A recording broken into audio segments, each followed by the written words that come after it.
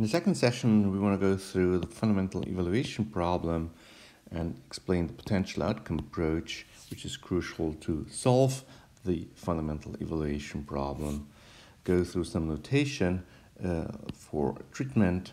So that's a dummy variable approach here. D equals 1 for a program group, D equals 0 for the control group. Want to look at outcome notation y1, y0, and do some examples with respect to the counterfactual, try to measure the selection bias in expected value notation, talk about identifying assumption, and well, this course is all about the causal effect. The core of the fundamental evaluation problem, abbreviated here with FEP, is that you can only observe an individual I either in case of participation or in case of non-participation in a program. And that's what we say with Y0I. That means an individual I is only observed in case of non-participation, and Y1I means that an individual I is only observed in case of participation in some program. A program could be, for example, a job training program. Just to make clear what the counterfactual is, that depends if you observe an individual in case of non-participation, then the counterfactual is the hypothetical or potential outcome in case of participation. And if you observe an individual in case of participation, then the counterfactual is the hypothetical potential outcome in case of non-participation. Treatment is typically modeled as a dummy variable. Dummy variable D is set to 1 if you are assigned to the treatment, and the dummy variable is set to 0 if you're assigned to the control group or you're just denied access to the treatment. So it's a dummy variable on the right-hand side of the equation, a dummy variable as an explanatory variable. So how do you read the conditional expected values here? So this is the expected value of the program group in case of non-participation, and I suggest a 3-step procedure to read that. So first, it's a mean outcome. So the expected value is a mean outcome of the treatment group, or conditional on the treatment group, in case of non-participation, and Y0 stands for the outcome variable in case of non-participation. So this guy is then the mean outcome of the treatment group in case of non-participation. Now let's check a couple of expected values. So this here is the mean outcome of the treatment group in case of participation, which is observable. This guy is the mean outcome of the control group in case of non-participation, which is also observable. So this one is unobservable because it's the mean outcome of the control group. In case of participation, however, they didn't participate. Well, and this guy is of course also not observed, the mean outcome of the treatment group in case of non-participation. So what's selection bias? So you could have positive or negative selection bias, and that's just a difference in the mean outcome of the program group in case of non-participation, which is unobserved, and the mean outcome of the control group in case of non-participation. If there's a difference between these two guys, then we talk of selection bias. So how do we define the average treatment effect on the treated? So that's the mean outcome of the program group in case of participation minus the unobservable mean outcome of the program group in case of non-participation. And the main trick here is that we take this unobservable and proxy it with the observable outcome of the control group. So the unobservable mean outcome of the program group in case of non-participation, which is not observed, is identical by assumption. That's why we call that the identifying assumption, is identical by assumption with the control group behavior. That's the main trick, and we cannot prove that. We can only argue that this identifying assumption is plausible.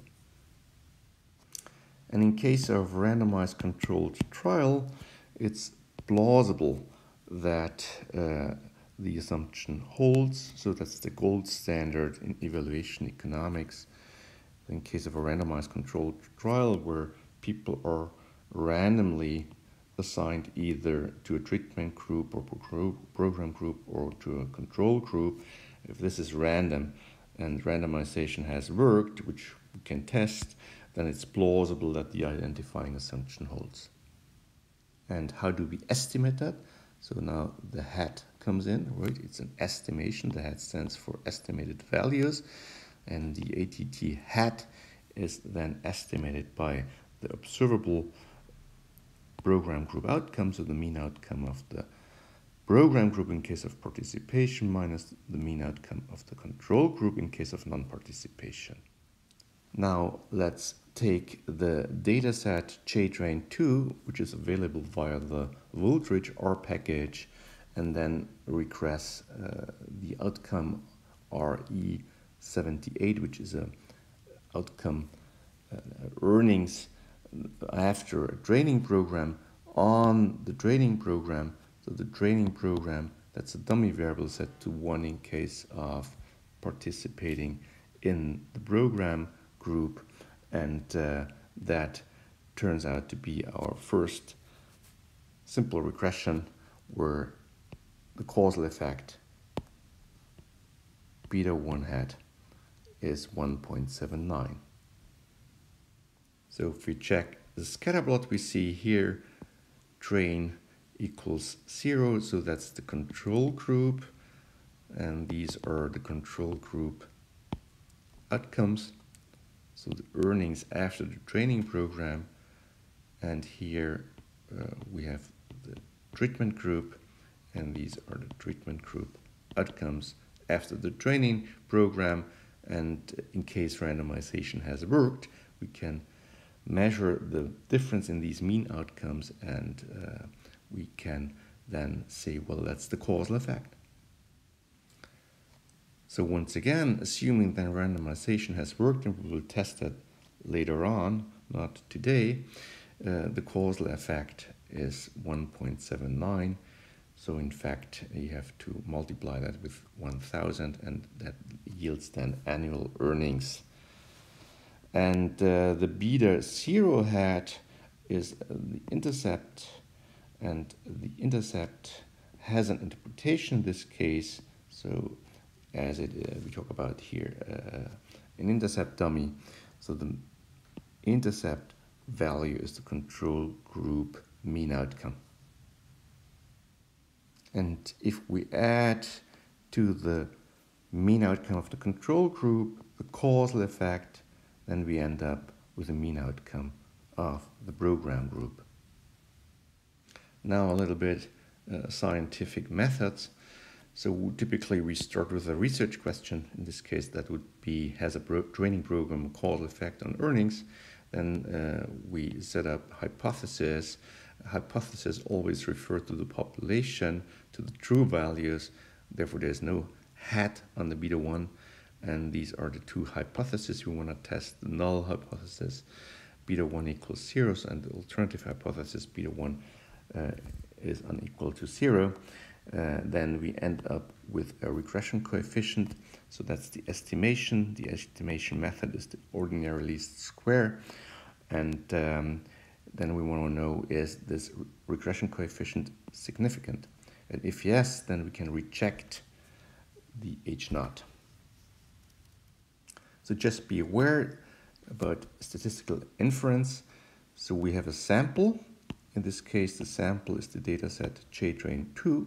We estimate causal effect, and you want to know whether the causal effect is true in the population. So you want to draw conclusions for the population, and in this case we can reject the H0.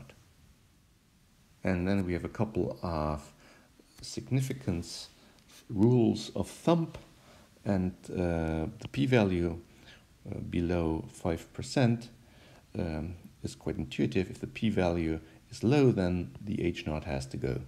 That's a famous quotation. And typically look at significance codes. So 3 stars stands for a very low p-value below 0.001. 2 stars stand for a p-value below 1%. 1 star stands for a p-value below 5%. And if there's a dot, then it's below 10%. However, in case of randomized controlled trials, we do not throw away results where we see the expected sign. And if the p-value is, for example, 18%, so we do not throw away the result we reported. So what you typically see in papers is that the regression coefficient is reported, and in parentheses the estimated standard errors, and in addition, of course, the stars, right? If there are 3 stars, then you have the significance codes here. That's just a simple visualization of significance.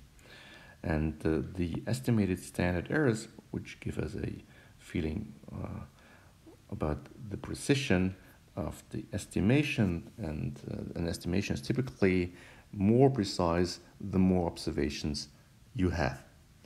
And a rule of thumb is if the regression coefficient is larger than twice the estimated standard error, then it's significant on a 5% level. So a little bit old-fashioned is the look at the t-values. However, they are reported in our R output. So the standard rule of thumb is that the t-value in absolute terms is larger than 2, then the H0 can be rejected and on a 5% level, and this is shown by the star. So in this case, the t-value is 2.835 and can be calculated as the ratio of the estimated regression coefficient over the estimated standard error. Well, please watch the video on Ankrist-Pischke, and even better, just read the paper on undergraduate econometrics instruction. Please feel free to watch a almost 8-minute video on expected value notation. And last but not least, I would like to recommend the Heckman-Smith paper, 1995 paper on assessing the case for social experiments. So this was one of the first papers I read, and it turned out that Jeff Smith became a mentor, and I visited him at the University of Maryland. And this is a 20 minutes video, and well, just feel free to read that.